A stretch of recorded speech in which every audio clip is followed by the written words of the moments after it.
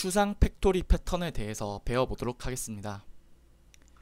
흔히들 현업에서 개발을 하실 때 팩토리 패턴을 사용해서 그 클래스의 생성을 담당하는 클래스를 보통 만드시는데, 심플 팩토리 패턴이랑 이 추상 팩토리 패턴에 대해 차이점이 좀 잘 파악이 안 돼서 좀 혼란스러워 하시는 분들이 많으시더라고요.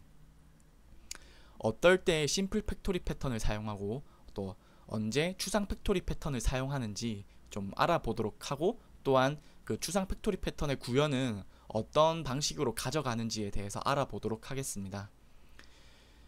사실상 심플 팩토리 패턴이랑 추상 팩토리 패턴은 거의 흡사합니다. 다만 딱 한 가지의 차이점이 있는데, 이 팩토리 클래스가 생성하는 객체가 군으로 관리되느냐 아니냐에 따라 이 차이가 발생하게 됩니다. 이 군이란 의미가 좀 이해가 안 되실 수 있는데, 예제를 보시면은 좀 명확하게 이해되실 것으로 판단됩니다. 뒤에 예제를 통해서 좀 더 살펴보도록 하겠습니다. 네, 추상 팩토리 패턴이란 프로덕트 클래스의 생성을 책임지는 생성에 관한 패턴으로서 군별로 프로덕트 클래스를 책임지고 생성하는 디자인 패턴입니다. 자, 여기서 예제 상황이 주어집니다. 뷰를 개발하는 개발자들이 있는데, 이 개발자들은 자기가 담당하는 뷰들이 따로 있습니다. 뭐 버튼이든 에디트 텍스트든 클로즈 버튼 등 각각 다 따로 관리를 하고 있었습니다. 그런데 윈도우와 리눅스에 따라 각각의 뷰 근들이 분리되어서 생성돼야 하는 그런 상황입니다. 이럴 때 추상 팩토리 패턴을 적용하시면 됩니다. 자, 지금과 같이 클래스 다이어그램이 추상 팩토리 클래스에 대한 다이어그램입니다. 지금 밑에 보시면은 팩토리 크리에이터가 있고, 이 팩토리 크리에이터가 윈도우 뷰 팩토리를 생성 혹은 리눅스 뷰 팩토리를 생성, 즉 지금은 윈도우와 리눅스 각각을 지금 나뉘어져 있는 거예요. 그러니까 군이 두 개가 있는 거죠. 근데 이 환경에 따라서 그러면은 이 버튼과 에디트 텍스트도 윈도우와 리눅스 각각 환경에 따라서, OS 환경에 따라서 그런 이 프로덕트 클래스들이 밑에 하위의 컨크리트 클래스들이 나뉘어지게 되는 거겠죠. 그러면 버튼 뷰가 있으면 그 밑에 윈도우 버튼 뷰가 있고 리눅스 버튼 뷰가 있고, 에디트 텍스트 뷰가 있으면 그 밑에 윈도우 에디트 텍스트 뷰가 있고 리눅스 에디트 텍스트 뷰가 있습니다.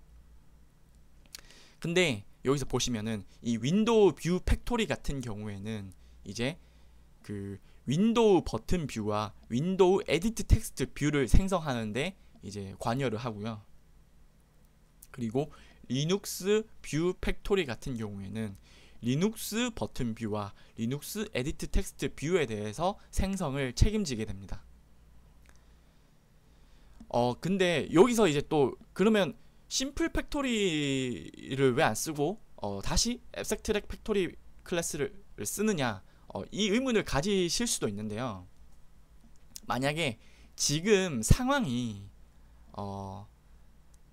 만약에 이 버튼 뷰만 윈도우와 그리고 리눅스로 나뉜다고 하면은, 사실상 이 팩토리 클래스를 하나 만들고 그 팩토리 클래스 하나에서 윈도우 버튼 뷰와 리눅스 버튼 뷰를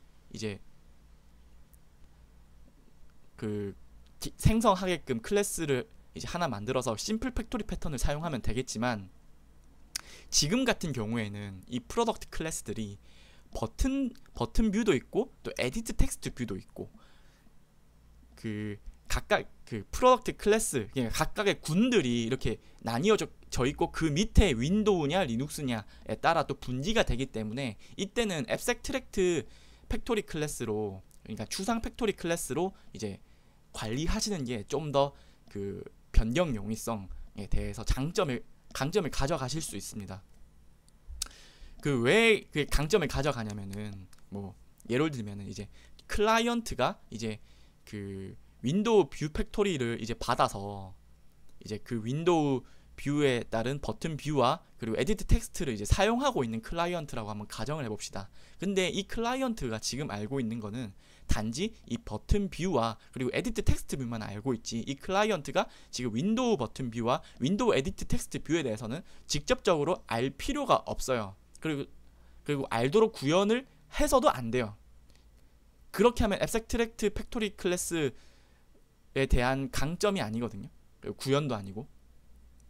그러니까 윈도우 버튼 뷰가 이 수정 사항이 생겨서 바뀌어도 이 클라이언트가 영향을 안 받게 되는 거예요. 윈도우 환경에서. 자, 소스 코드는 다음과 같이 구성되어 있고 깃허브에 이렇게 올려놨습니다. 그리고 간략하게 소스 코드를 한번 좀 리뷰를 해볼게요. 자, 팩토리 크리에이터 클래스가 있습니다. 이 클래스는 클라이언트가 직접 이제 윈도우 뷰 팩토리 혹은 리눅스 뷰 팩토리를 달라고 이제 이 파라미터로 넘겨져 오는 이 문자열을 따라서 이제 팩토리를 이제 받게 됩니다.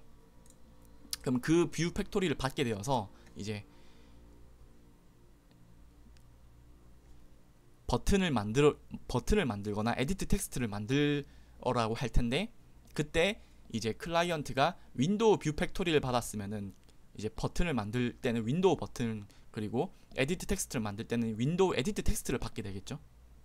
그리고 리눅스 뷰 팩토리를 받게 되면은 그때 버튼과 에디트 텍스트는 리눅스 버튼 뷰와 리눅스 에디트 텍스트 뷰를 이제 가지게 되겠죠. 이거는 이제 그 다형성 때문에 이런 강점을 갈 수 있는 거예요. 그래서 이 메인 소스 코드를 살펴보시면은 이제 이 뷰 팩토리에서 이제 지금 윈도우 팩토리를 이제 뷰 팩토리를 받은 다음에 이 윈도우 뷰 팩토리에 대해서 버튼과 에디트 텍스트를 생성하고 이 버튼 뷰와 에디트 텍스트 뷰에 대해서 메서드를 호출하면은 지금 아래와 같이 윈도우 버튼 그리고 윈도우 에디트 텍스트라는 문구가 뜨는 것을 확인하실 수 있습니다. 그리고 밑에서는 이제 팩토리를 이제 교체했어요. 클라이언트가 리눅스로 이제 교체를 했습니다. 그래서 이제 버튼과 에디트 텍스트를 생성하라고 하면 이 버튼 뷰와 에디트 텍스트 뷰는 이제 그 리눅스에 대한 버튼 뷰와 리눅스에 대한 에디트 텍스트 뷰를 가지게 되는 거죠. 그리고 이 메서드를 실행하면은 그 다형성으로 인해서 리눅스 버튼과 리눅스 에디트 텍스트가 이제 실행되게 됩니다. 이렇게 추상 팩토리 패턴을 가져가게 되면은 이제 그 프로덕트의 하이 클래스, 그러니까 군 프로덕트의 하이 클래스인 이 컨크리트 프로덕트 클래스가 수정이나 확장이 발생해도 이제 클라이언트 사이드에선 영향을 받지 않게 됩니다.